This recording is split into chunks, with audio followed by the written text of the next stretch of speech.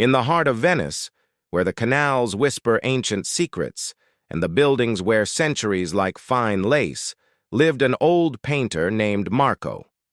His home was a modest studio tucked along a quiet stretch of the Rio di San Barnaba, where golden light would slip in through the shutters at dusk and dance on the worn marble floor. Marco had lived his entire life in Venice, painting its moods and seasons. He captured fog settling like a sigh over the lagoon, gondolas gliding like black swans beneath the moon, and the reflections of sun-kissed palazzos rippling on the Grand Canal. But in his old age, Marco found himself painting less of what he saw and more of what he remembered. One spring evening, as the bells of Santa Maria della Salute echoed across the water, Marco set out for a final walk.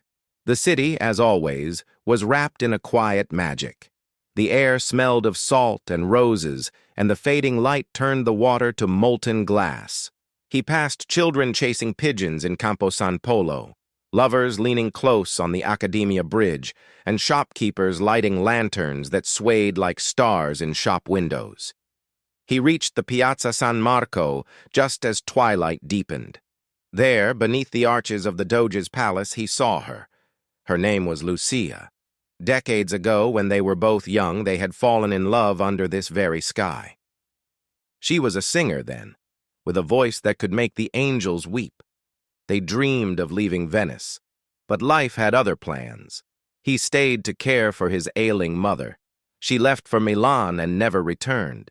But now she stood there, her hair silver and eyes still filled with starlight.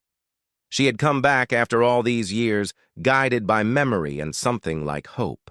They didn't speak at first. Words were too fragile for what they felt. Instead, they walked in silence, hand in hand, along the canal, past sleepy gondolas and flickering lanterns. Venice, it seemed, was holding its breath for them.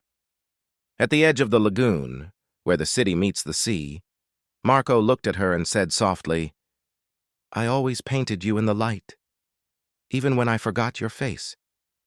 Lucia smiled, tears glistening. "And I always sang for you, even when I forgot the sound of your name."